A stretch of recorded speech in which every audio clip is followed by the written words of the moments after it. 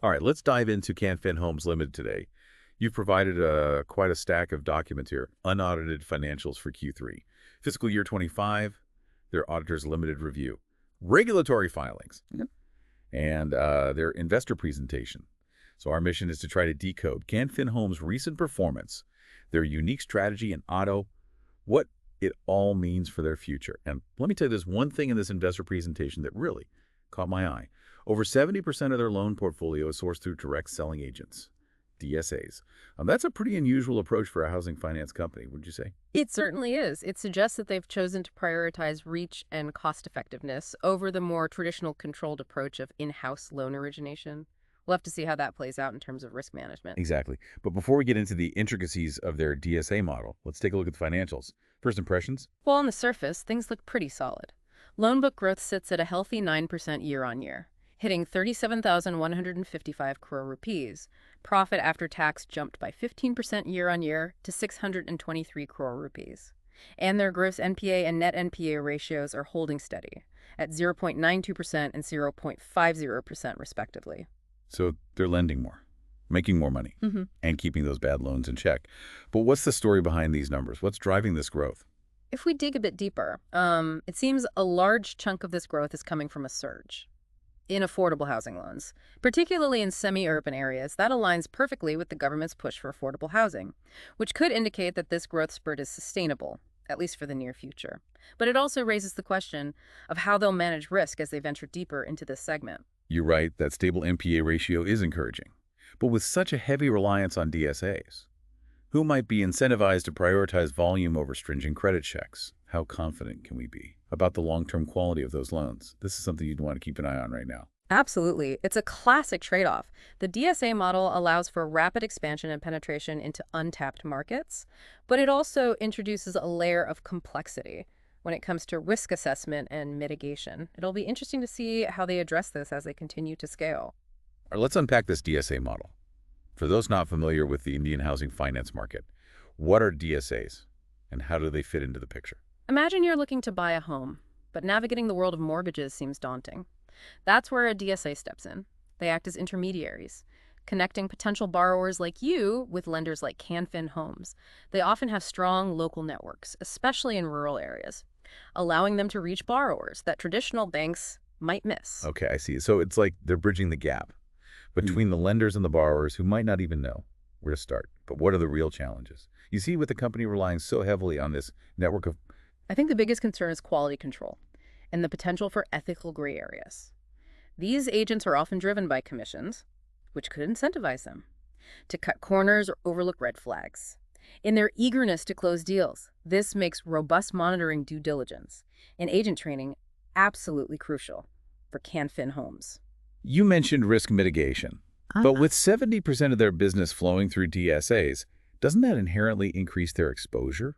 How can they ensure ethical conduct and responsible lending practices across such a vast and decentralized network? That's the million-dollar question. They need to strike a balance between leveraging the DSA network's reach and keeping a tight rein on their processes. We'll see how they're approaching this when we dig into their governance and risk management practices. Okay, so we've got this unique and potentially risky DSA-driven model, fueling impressive growth numbers, primarily in a segment that aligns with government priorities. What else should we know before we move on? Well, while their current performance looks strong, the real test lies in their ability to maintain this momentum as the market evolves.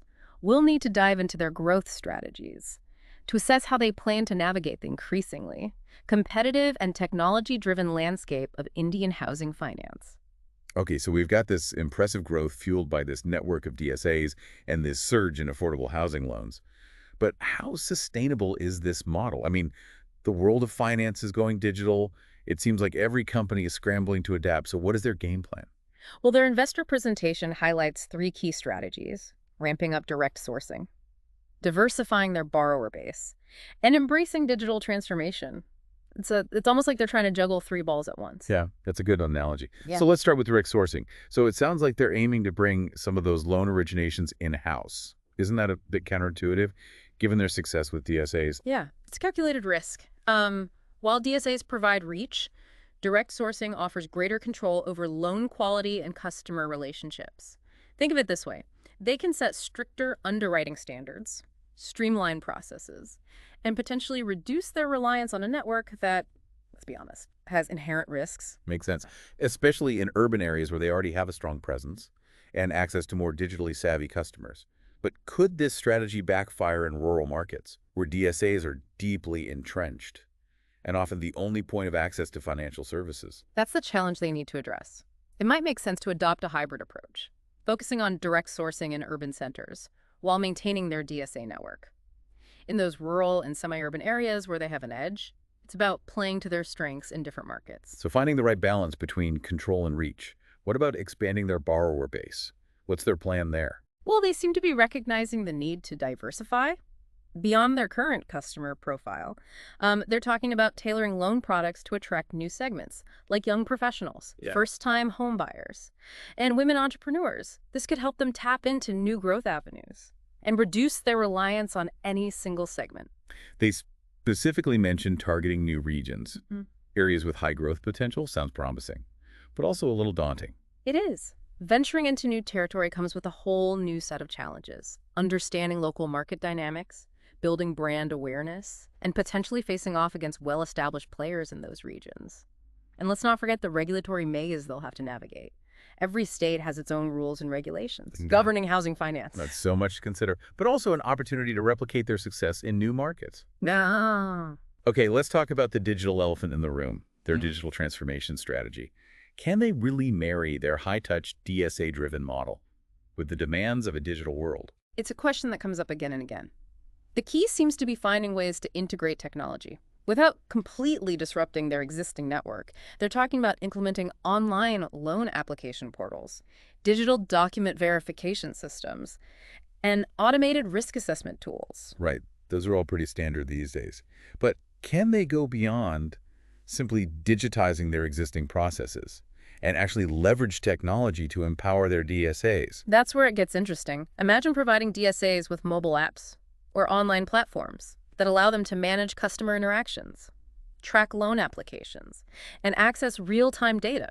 It's about using technology to enhance their capabilities, not replace them. So it's a delicate dance, finding that sweet spot between leveraging technology to streamline processes and maintaining the personal touch that their DSA network provides. But there's another layer to this, isn't there?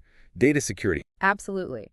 As they embrace digital tools, they need to be hyper-aware of data privacy and security risks. Any misstep, any data breach, could severely damage their reputation and erode customer trust, especially in a market where digital literacy is still evolving. They need to ensure they have robust security protocols in place and that their partners and agents are equally vigilant. So the High-Wire Act, they're balancing growth risk technology adoption and the need for strong governance, all while operating in a rapidly changing market. So before we move on to their governance and risk management practices, what's your overall take on their ability to pull all of this off? It's too early to say for sure, but they're definitely on the right track. They seem to recognize the challenges and opportunities that lie ahead, and they're taking steps to address them. The key will be execution. Can they implement these strategies effectively, manage the associated risks, and adapt to the inevitable curveballs that come their way? That remains to be seen. Okay, so we've talked about their financials, their unusual reliance on this DSA model, their growth strategy, and this whole digital transformation thing. But there's one crucial piece we haven't really looked at yet: governance and risk management. Given their approach, this heavy reliance on this network of independent agents, how do they make sure that everything runs smoothly and ethically? Well, it is a critical aspect, especially as they aim to scale up and venture into these new territories and segments. Their investor presentation does touch upon their commitment to good governance and compliance, but what does that actually look like, in action? Well, they mentioned a board of directors with independent members and various audit committees that scrutinize their financial reporting and internal controls, all good signs. But how does that translate into actually managing the day-to-day risks associated with lending? Especially the risks that come from their DSA network? Well, I think it boils down to having a robust, multi-layered risk management framework.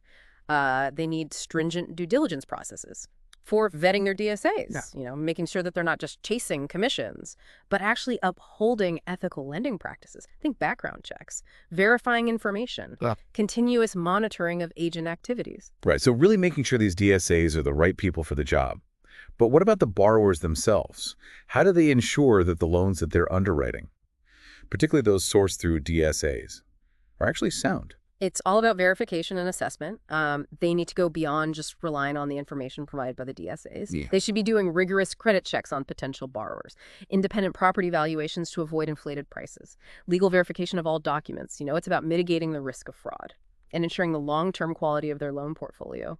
Okay, so they're creating this system of checks and balances to make sure their DSA network is operating ethically and responsibly. But as they grow, as they evolve, can they maintain this level of oversight without stifling the very network that brought them success? All right, that's the tightrope they're walking. As they embrace digital tools, can those tools be leveraged to enhance their risk management and compliance processes?